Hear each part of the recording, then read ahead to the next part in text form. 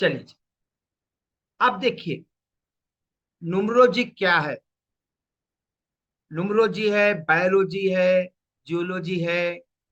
मतलब क्या है? जियोलॉजी, बायोलॉजी, प्लांट्स के बारे में जानना है वो जियोलॉजी। करेक्ट है? बॉटनी क्या है? ओके। अब वैसे ही हम नंबर के बारे में जानना है तो हमें उसे कहते हैं न्यूमरोलॉजी। नंबर के बारे में जानना है। नंबर के बारे में क्यों जानना है? मोस्ट इंपॉर्टेंट चीज है आपके नंबर। क्योंकि नंबर, जब हम पैदा होते हैं तब से लेकर, इवन कहूं तो पहले ही नंबर से हम जुड़ते हैं। पहला मंथ, दूसरा मंथ, 9वां महीना, जब हम दुनिया में आते हैं, जब से लेकर माँ के गर्भ में आए, जब से लेकर मृत्यु तक, नंबर्स हमारे साथ डायरेक्टली रहते हैं। जैसे एग्जाम्पल, आपका date of birth, time of birth, और स्कूल में जब एडमिशन करोगे तो आपका रोल नंबर, आपका आधार नंबर, आपका बैंक अकाउंट नंबर, जब बड़े हो जाओगे तो फिर जॉब करोगे तो पैन नंबर, फिर आपका mobile number, bank account number. Okay. अब कहीं पासपोर्ट करोगे तो उसका भी एक नंबर। जैसे आप कोई कहीं जाते हो, फ्लाइट में जाते हो तो वो भी एक नंबर। ट्रेन ट्रेन में जब भी जाते हो, पीएनआर नंबर। देखिए नंबर कहाँ पर है। इवन हम ड्रेस लेते हैं तो हमारा जो साइज होता है वो भी एक नंबर। ओके। घड़ी में भी हम नंबर देखते हैं, सुबह शाम तक नंबर तो देखते हैं। और क्या करते हैं? पैसे जो काउंट करते हैं वो भी तो नंबर में ही काउंट करते हैं। यानी कहने का मतलब है, नंबर के साथ ही हम रहते हैं। नाम के साथ सेकेंडरी है, बट नंबर जो है बहुत इंपॉर्टेंट योगदान देगा हमारे जीवन में। ओके। नाउ, नंबर जो है वो कौन से नंबर है? 1 2 3 4 5 6 7 8 9 10। यानी 2 digit, then 3 digit, then 4 digit, इस तरह से चलते जाएंगे। मगर जो 1 to 9 नंबर है वही एक्चुअल नंबर्स है। 1 to 9 number he natural numbers है। जो 2 डिजिट नंबर है, 3 डिजिट है, वो आर्टिफिशियल है, मैन मेड है, हमने बनाया है। बट नेचुरली 1 to 9 नंबर जो है वो ही नेचुरल है। ओके। हमने देखो, और एक बात देखो, सात चक्रा, नवरात्रि। आखिर नवरात्रि क्यों कहा गया? क्योंकि उसका कुछ नंबरों के साथ बहुत बड़ा गहरा रिश्ता है हमारा। ओके। नेक्स्ट, जो 1 to 9 नंबर है वो नेचुरल नंबर है। और जो 2 डिजिट नंबर क्या है? कॉम्बिनेशन ऑफ 1 to 9 नंबर के कॉम्बिनेशन ही है। 2 डिजिट ले लीजिए, 3 डिजिट ले लीजिए, 4 डिजिट ले लीजिए, जो भी नंबर ले लीजिए, वो कॉम्बिनेशन ऑफ 1 to 9 ही है। जैसे एग्जाम्पल के लिए, हम अल्फाबेट A to Z पढ़ते हैं, वो नेचुरल है। बाकी जो हम वर्ड्स बना रहे, पैराग्राफ बना रहे, सेंटेंस बना रहे, पैराग्राफ बना रहे, वो हम बना रहे, but natural A to Z ही है। वैसे ही 1 to 9 नंबर नेचुरल नंबर्स हैं। और जो जीरो है वो यूनिवर्सल नंबर कहते हैं। ओके। उसे कहते हैं यूनिवर्सल नंबर। ओके। अब ये जो 1 to 9 नंबर्स है वो क्या बताते हैं? कोई ना कोई जीवन के डिफरेंट एंगल को दर्शाते हैं। ओके। अब थोड़ा सा एस्ट्रोलॉजी में आता हूं। एस्ट्रोलॉजी में आप लोगों ने देखा होगा, प्लैनेट्स के बारे में बात करते हैं। सन, मून, मार्स, मंगल की दशा, शनि की दशा, राहु की दशा। तो ये क्या है? वहां पर प्लैनेट के बारे में बात कर रहे हैं। न्यूमरोलॉजी में नंबर के बारे में बात करते हैं। मगर इनडायरेक्टली या डायरेक्टली, हम न्यूमरोलॉजी से हो या एस्ट्रोलॉजी से हो, इनडायरेक्टली हम वाइब्रेशंस के बारे में ही बात कर रहे हैं। कौन सी वाइब्रेशंस? डिफरेंट प्लैनेट की वाइब्रेशन जो हम पर प्रभाव डालती हैं। आज साइंस भी मान रहा है कि प्लैनेट्स का प्रभाव हमारे पर होता है। हमने तो कई हजारों साल पहले बता चुके हैं।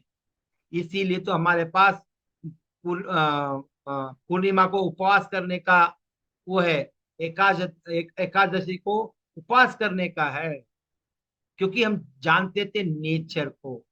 और ये जो न्यूमरोलॉजी है, ये आज की न्यूमरोलॉजी नहीं है। कई लोग ये मिथ में है कि न्यूमरोलॉजी जो है वो आज लोग बात कर रहे हैं। नहीं, ये आपको 10,000 साल पहले भी मिलेगा इसका हिस्ट्री।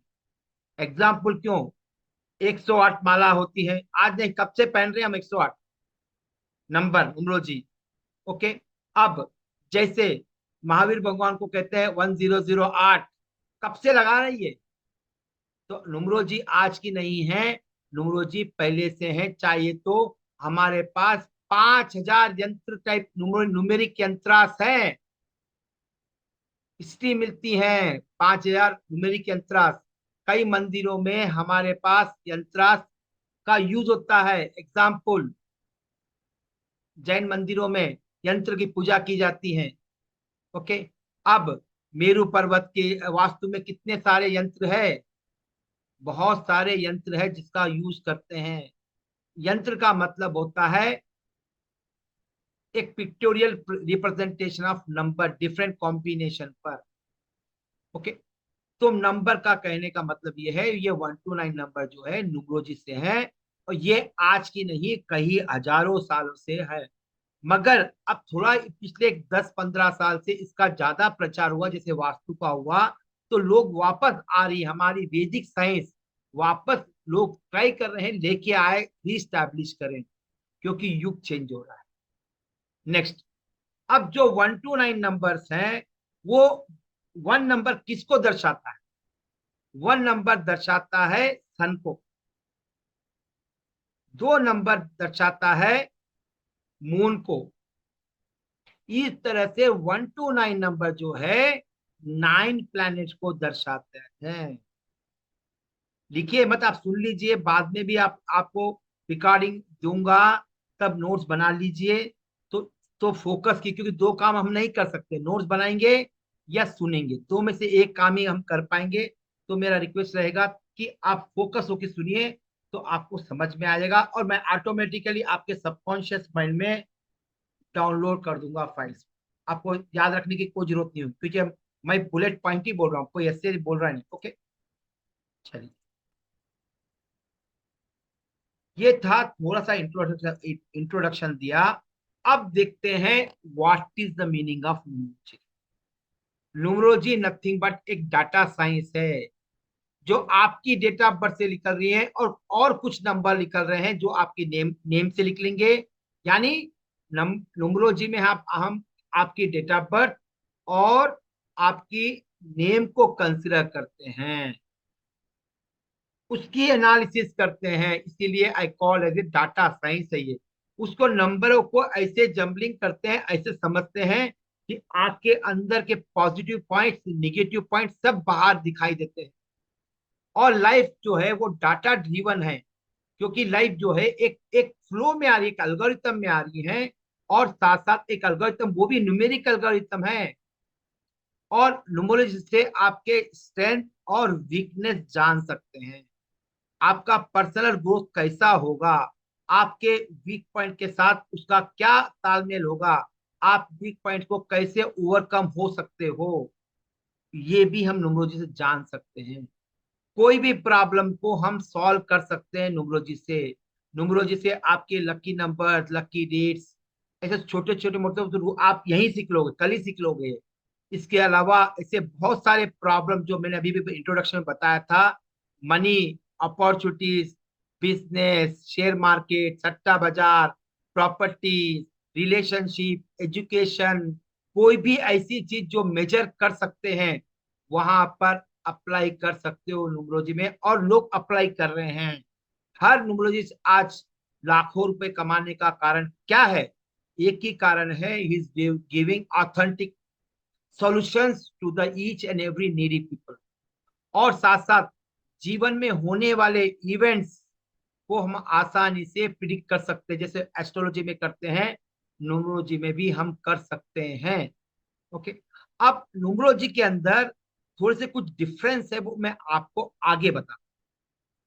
अब न्यूमरोलॉजी से हम क्या कर सकते हैं, न्यूमरोलॉजी क्या क्या आपको हेल्प कर सकती हैं, आपके स्ट्रेंथ और वीकनेस जान सकते हो पहला तो। क्योंकि जब आप अपने स्ट्रेंथ और वीकनेस को जान लोगे तो आप आसानी से अपने प्रॉब्लम्स पर सॉल्यूशन कर पाओगे। जब तक हम अपने वीक और स्ट्रेंथ नहीं जानते हैं, हम कितने भी प्रयत्न कर ले, हम सक्सेस नहीं हो पाएंगे। और साथ साथ आपको अपॉर्चुनिटी कौन सी आती है, कब आएगी, उसको कैसे ग्रैप्स करना है, इसके बारे में भी आपको न्यूमरोलॉजी पूरी डिटेलिंग देती है। और लाइफ में आपके थ्रेट्स जो आने वाले हैं, आपके तकलीफें आने वाली है, उसको भी आप न्यूमरोलॉजी से आसानी से कैलकुलेट कर सकते हो। कितने दिन के लिए आएगी, कब आएगी, और कैसी आएगी, उसकी इंटेंसिटी कैसी रहेगी, क्या मुझे बहुत ज्यादा सताएगी या माइनर रहेगी। यानी परसेंटेज में बोलूं, 10% रहेगी, 20% रहेगी, या 30% रहेगी, या 40 रहेगी, या 100 रहेगी, जो मुझे दिन में भी तारे दिखा देगी। ओके, वैसे पूरे थ्रेड्स को आप आसानी से एनालिसिस कर सकते हो।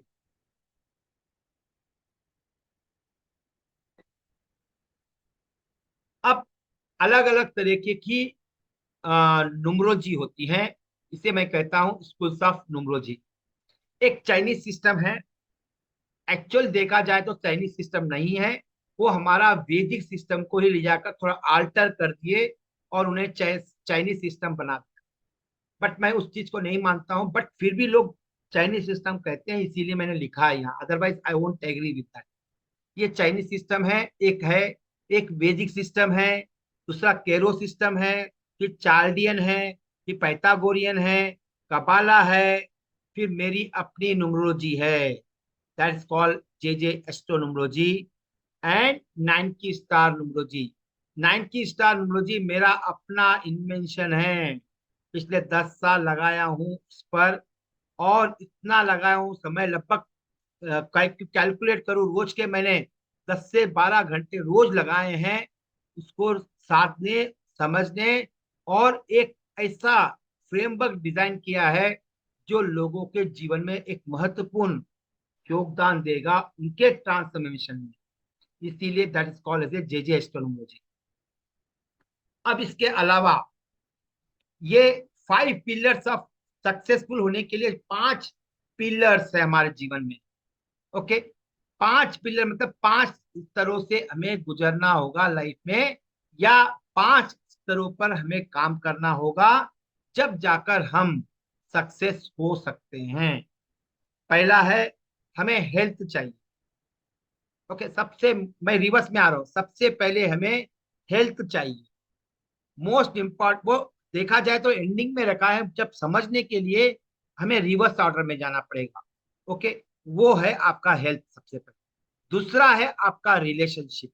मोस्ट इंपॉर्टेंट है relationship with your parents, with your children, with your friends, with your society, with your friends, teachers and wife, और किससे भी आप मिल रहे हो उससे एक अच्छा सा रिलेशनशिप स्टैब्लिश करें। फिर तीसरे स्थान पे आएगा कैरियर।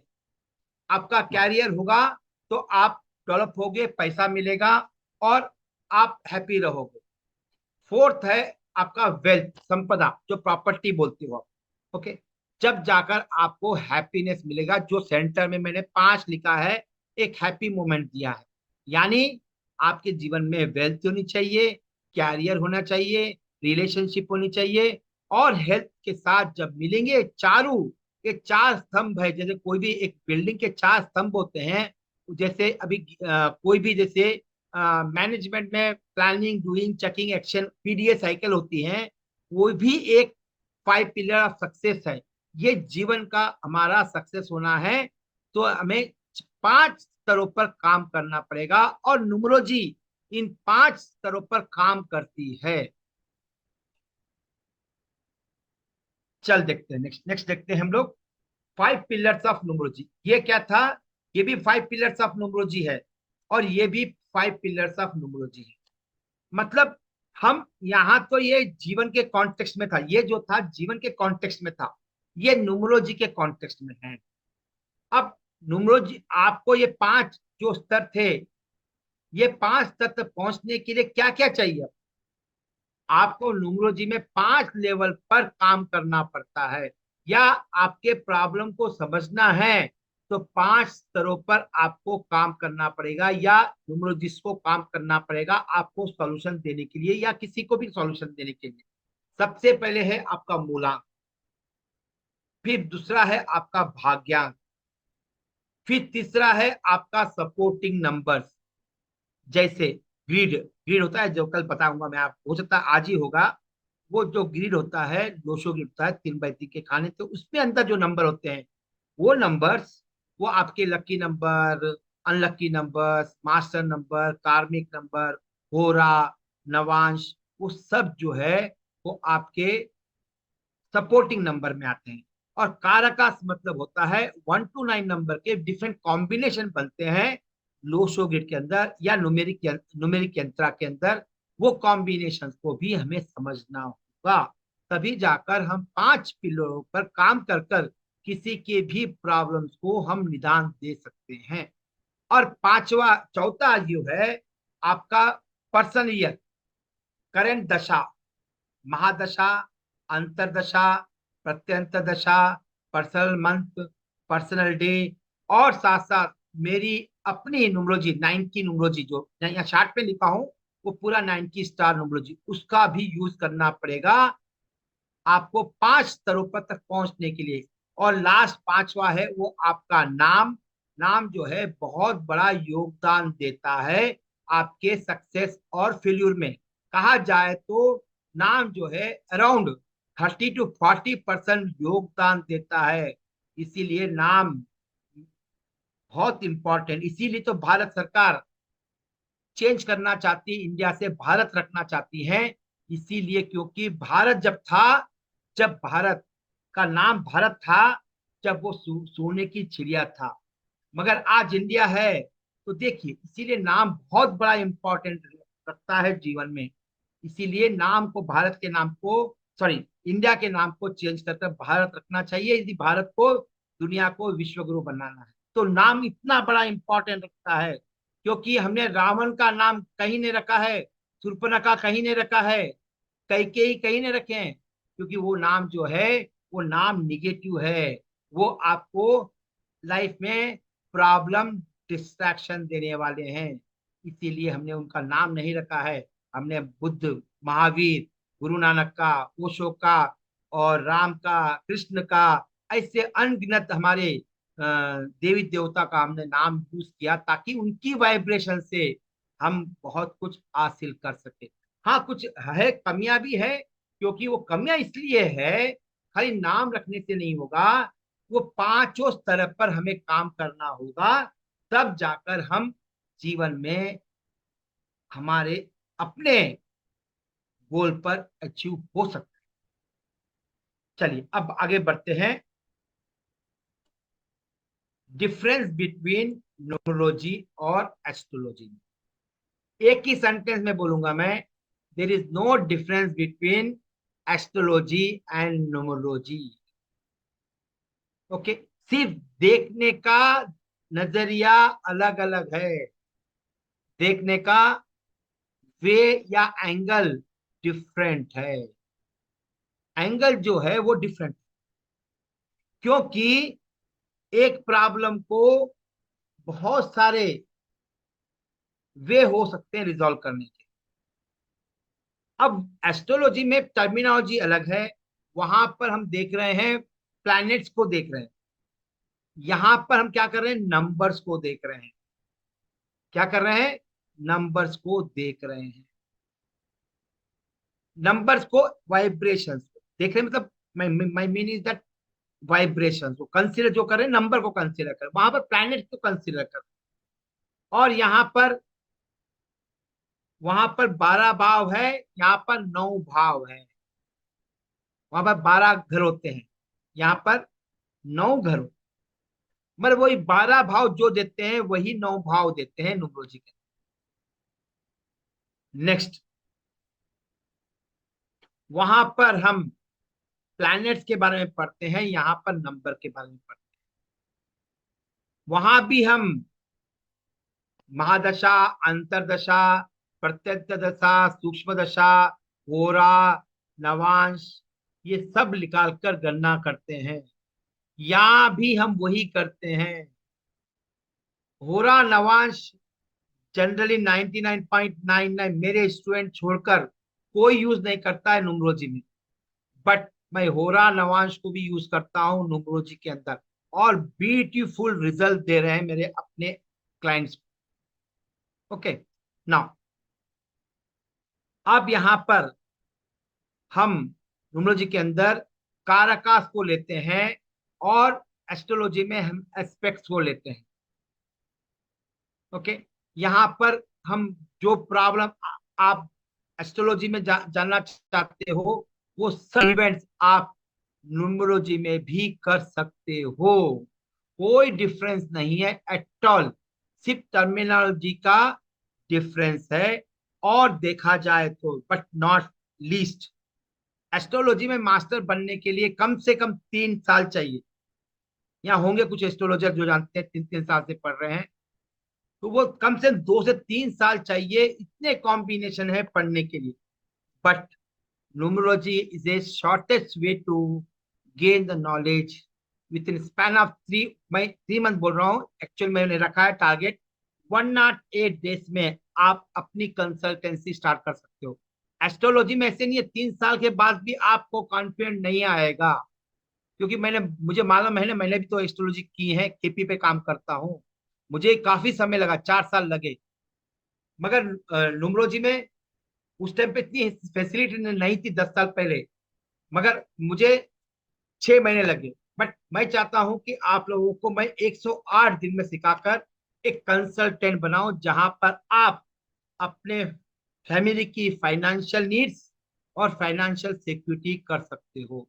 क्योंकि मोस्ट इंपॉर्टेंट चीज मैंने बताया 3 चीजें, एक आपका हेल्थ, रिलेशनशिप और मनी, गोज बाय हैंड, तीनों भी जरूरत है हमें। ओके, नेक्स्ट, ये इसीलिए कोई डिफरेंस नहीं है न्यूमरोलॉजी और एस्ट्रोलॉजी में। चलिए, अब देखिए, मैंने पहले ही बताया था कि नंबर 1 to 9 जो है वो क्या है, नेचुरल नंबर्स है। हमें न्यूमरोलॉजी ने हमने क्या किया, न्यूमरोलॉजी के अंदर हमने न्यूमरोलॉजी के अंदर ये किया कि ये जो नंबर है 1 to 9, हमने हमें समझ 1 to 9 नंबर को समझने के लिए हमने क्या किया, उसे एक 9 प्लैनेट जो होते हैं, मोस्ट इंपॉर्टेंट 9 प्लैनेट्स होते हैं, उनसे रिलेट किया। और उनको डायरेक्ट नहीं समझकर प्लैनेट को समझने लगे। इनडायरेक्टली जो नेचर होता है 1 नंबर का, वो सन उसे कहते हैं सन। हम 1 नंबर को डायरेक्ट अडॉप्ट नहीं करके हमने क्या किया, ये सन को समझने की कोशिश करी। क्योंकि 1 नंबर के कोई डायरेक्ट एट्रीब्यूट नहीं है, तो हमने क्या किया, सन के जो जो गुण धर्म है, सन के जो एट्रीब्यूट्स है, जो स्पेसिफिकेशंस है, उसको अडॉप्ट किया इन टर्म्स ऑफ न्यूमरोलॉजी में। जैसे 1 नंबर हम किसको कहते हैं, सन को कहते हैं न्यूमरोलॉजी के अंदर। 2 नंबर किसे कहते हैं, मून को कहते हैं। 3 नंबर किसे कहते हैं, जुपिटर। 4 नंबर राहु। यूरेनस छोड़ दीजिए, हम कंसीडर नहीं करते हैं, अभी इंडियन एस्ट्रोलॉजी एसोसिएशन ने उनको अप्रूवल नहीं दिया है। और 5 जो है बुध है, या उसे हम मेर्क्यूरी कहते हैं। 6 जो है वीनस है, जो शुक्र कहलाता है। 7 जो है केतु है। 8 जो है शनि है। और 9 नंबर जो है मंगल है। सपोज आप 9 नंबर मतलब बोल रहे हो, मतलब मार्स बोल रहे हो, क्योंकि हम यहाँ पर न्यूमरोलॉजी में नंबर को कंसीडर करते हैं। बट समझना है तो हमें प्लैनेट को भी समझना होगा। जैसे 1 नंबर क्या होता है, राज 1 नंबर जो सन है, सन जो है कभी भी किसी से झुकता नहीं है। इसीलिए 1 नंबर को देखिए, सीधा होता है, टेढ़ा बेड़ा नहीं हो सकता वो। इसीलिए हमने क्या किया, उसको सन से कंपेयर किया। या इसको ऐसे ही बोल सकते हो, ये नंबर के प्लैनेट, ये नंबरों की जो वाइब्रेशन है, वो पर्टिकुलर उस प्लैनेट से की वाइब्रेशन के साथ सिंक होती है। यानी 1 नंबर के जो प्लैनेट की 1 नंबर की जो वाइब्रेशन है, सन की वाइब्रेशन जो है, वो ऑलमोस्ट सेम है। इसीलिए हमें 1 नंबर को हमने कहा सन कहा। ये 9 नंबर, हम इसको आगे पढ़ेंगे, बहुत पढ़ेंगे, बहुत डिटेल में पढ़ेंगे। ओके, नाउ अब एक नंबर कैसा होता है, क्योंकि ये जो एक नंबर है, मैं थोड़ा सा यहाँ पर ड्रॉ करके बता देता हूँ। चलिए, यहाँ पर देखिए, हाँ जो भी टॉपिक नहीं समझ में आया आप नोट करके रखिए, we will talk on end. अब देखिए एक नंबर कैसा है, सीधा है, सीधा है, ये कभी भी झुकने वाला नंबर नहीं है, 1 नंबर, ये राजा का नंबर है, ये कभी किसी से झुकता नहीं है। देखो 1 नंबर ऐसा होता है कि कभी नहीं होते, तो ये तो लाइन है, 1 नंबर सीधा रहता है, और सन भी सीधा रहता है, सन किसी की सुनता नहीं है। आपने आज बोला आप मैं न्यूमरोलॉजी क्लास अटेंड कर रही हूँ, तो आप मुझे कल 12 बजे के बाद आना, मैं सोने वाली हूँ या सोने वाला हूँ, तो वो सुनने वाला नहीं है, वो अपने हिसाब से काम करेगा, किसी की दादागिरी उस पर नहीं चलती है। उसने बोल दिया, मगर वो एक दिन नहीं आता है, एक दिन 10 दिन नहीं आएगा, तो दुनिया में हाहाकार हो जाएगा। उतना पावरफुल नंबर है 1 नंबर। ओके, अब 2 नंबर कौन सा है, मून है, 2 नंबर क्या है, मून है। अब देखिए मून क्या होता है, 15 दिन अप होता है, 15 दिन डाउन होता है नहीं होता है, क्यों 15 दिन अप होता है, 15 दिन डाउन होता है। अब 15 दिन जब अप होता है तो क्या होता है, पूर्णिमा आती है, डाउन होता है तो अमावस्या आती है। तो वैसे ही 2 नंबर जो है, आप लिख इसकी बनावट देखिए लिखने की, ये कैसा लिख रहे हैं हम लोग, ऐसा लिख रहे हैं, इसका कोई है क्या, कभी अप हो रहा है कभी डाउन हो रहा है, देखिए कभी ये सीधा चला फिर डाउन हुआ फिर सीधा चल रहा है, तो इसका कोई अपना अस्तित्व नहीं है। इसीलिए पुराने जितने भी गाने हैं प्यार वाले, वो सब मून पे है, प्यार वाले। ओके, और इनका कोई अपना एक मोमेंट फिक्स नहीं होता है, ये बहुत इमोशनल होते हैं, जैसा उनको समय मिला वैसे मोल्डिंग हो जाते हैं। अब 3 नंबर देखिए कैसे लिखते हैं हम। 3 नंबर क्या है, जुपिटर का है, यानी जुपिटर यानी गुरु, 1 नंबर यानी राजा। 1 नंबर फैमिली के पॉइंट ऑफ व्यू से देखेंगे तो हम बोलेंगे 1 नंबर इज अ राजा है। 2 नंबर जो है वो मून है, मून का मतलब मदर होता है, या राजा के पॉइंट ऑफ व्यू से देखेंगे तो रानी हो जाएगी। अब ये देखिए 3 नंबर गुरु होता है। 4 नंबर ऐसे लिखते हैं हम लोग, देखिए थोड़ा इसको देखना कैसे लिखते हैं हम लोग। ओके, इनकी लिखावट जो है, लिखने का जो स्टाइल है, उसके आधार पर भी आप उनके एट्रीब्यूट्स को डिफाइन कर सकते हो।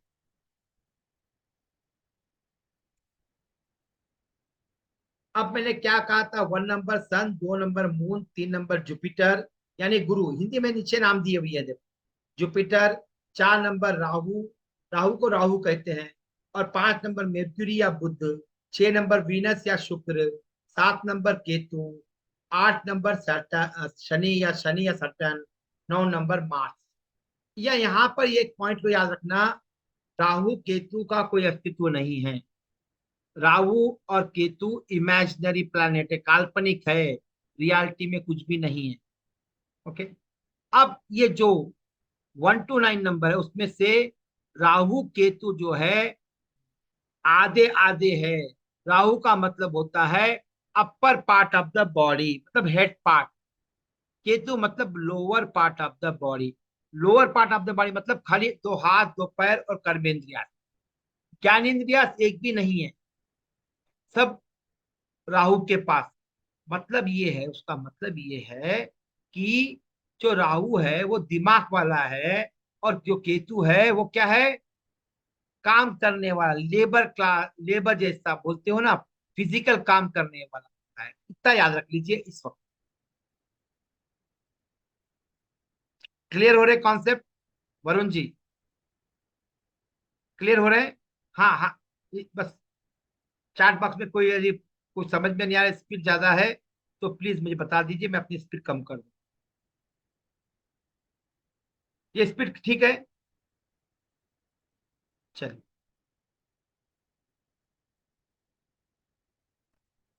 नाउ अब ये जो 1 to 9 नंबर है, इसे 2 तरह से समझ सकते हैं। एक तो समझना है तो इसको हम एक फैमिली के रूप में समझेंगे तो आसानी होगी इनके गुण धर्म को समझने में। क्योंकि डायरेक्ट नहीं समझ पाएंगे तो मैं इनडायरेक्ट समझाने की कोशिश कर रहा हूं, एक राजा की फैमिली लेकर या अपनी फैमिली लेकर वो समझाने की कोशिश करूंगा। ओके, तो डायरेक्ट नहीं समझेंगे वन का मतलब क्या है। तो देखिए, वन नंबर जो है, आप नोट्स मत बनाइए, सुनिए, क्योंकि वीडियो नोट से बाद में बना सकते हैं, रिकॉर्डिंग तो कल सवेरे 12 बजे तक शेयर हो जाएगी, तो आप आसानी से नोट्स भी बना पाओगे। चलिए, अब देखो, एक नंबर मतलब न्यूमरोलॉजी में एक नंबर, एस्ट्रोलॉजी में प्लैनेट के हिसाब से देखा जाए तो सन। सन क्या होता है? राजा होता है, वो किसी की सुनता नहीं है और वो अपने हिसाब से काम करेगा और समाज के भलाई के लिए काम करेगा। सन भी जो है हमारे भलाई के लिए काम करता है।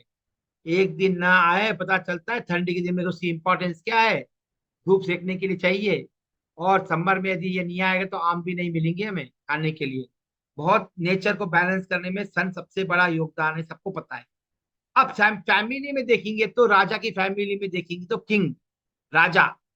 ओके, और घर की फैमिली में देखेंगे तो father, father is a king है। और आज के पॉइंट ऑफ व्यू से देखेंगे तो कोई राष्ट्रपति या प्रधानमंत्री उस देश का किंग होता है, राजा होता है। कभी राजा झुकता क्या? नहीं झुकता है। समाज के, देश के समाज के हित में, अपनी प्रजा के हित में काम करेगा। कभी भी कोई गलत नहीं निर्णय लेगा। निर्णय लेने वाले वो राजा नहीं है, जो राजा का, जैसे राम है, राजा है ना, उसको आदर्श राजा मानते हैं हम लोग, क्योंकि वो जो भी निर्णय लिए वो देश के, प्रजा के हित में लिए हैं। तो राजा जो है हित में ही लेगा। जैसे हमारे अभी के जो प्रधानमंत्री हैं, वो क्या है, वो भी तो हित में ले रहे हैं ना, प्रजा के हित में ही ले रहे काम। कोई भी देश का प्रधानमंत्री होगा वो अपने अपने देश के प्रति हित में ही लेगा। और घर में फादर जो है वो किंग, वो राजा है। अब मदर जो है, मदर क्या है? घर के पॉइंट ऑफ व्यू से देखें तो मदर जो है, मदर है, यानी मून है। क्वीन राजा के पॉइंट ऑफ व्यू से देखा जाए तो क्या है? वो क्वीन है, रानी है। अब मदर भी देखिए प्यारी रहती है, फिर राजा, राजा की रानी भी प्यारी रहेगी, देश के प्यार से ही बात करेगी। मम्मी देखो बच्चों को कितना प्यार करती है। अपना तबीयत भी ठीक नहीं है, वो उठकर बच्चों के लिए खाना बनाएगी। वो एक माँ ही कर सकती है। ओके, अब वो माँ है, मगर वो डांटेगी भी, प्यार भी करेगी, अप एंड डाउन भी रहेगी, पुकारेगी भी। वो स्थिर नहीं रहेगी, अप एंड डाउन रहेगा उसका इमोशनल स्टफ्स। इसीलिए पुराने जितने भी गाने हैं वो चंद्रमा पे है। आज चंद्रमा को हम मामा मानते हैं। ओके, तीन जो है जुपिटर। अब आज पुराने जमाने के हिसाब से देखा जाए तो गुरु, राजगुरु जिसे हम कहते हैं, जैसे हमने रामायण में देखा, महाभारत में देखा, कई सीरियल में देखा, गुरु होते हैं। ओके, वो गुरु। ओके, अब गुरु जो है वो गुरु है, मतलब गुरु का मतलब नॉलेज होता है उसके पास, विजडम होता है, समझदारी होती है, पूरे राज्य को डायरेक्शन देता है, उचित अनुचित बातें बताता है, राजा को बताता है, सबको मार्गदर्शन करता है। कोई क्रिटिकल पार्ट में है तो देश को कुछ कुछ सलाह देकर वो बाहर निकाल सकता है। ओके, आज के जमाने में हम गुरु जैसे श्री श्री रविशंकर को मान सकते हो, आचार्य विद्यासागर जी को मान सकते हो, ओशो को मान सकते हो। ऐसे कई गुरु हैं हमारे पास जो हमें ज्ञान देते हैं। मगर कौन सा ज्ञान हमें देते हैं? आत्मा ज्ञान जो देता है वो गुरु है। ओके, जो भौतिक ज्ञान देता है वो टीचर है। दोनों में ये डिफरेंस मैं मानता हूं इसे। क्योंकि वो टीचर जो है वो आत्मिक ज्ञान नहीं दे सकता है, और जो गुरु है वो केमिस्ट्री नहीं पढ़ा सकता है, सोशल नहीं पढ़ा पाएगा, डिटेलिंग नहीं, मगर गुरु आत्मा के बारे में जरूर बता देगा।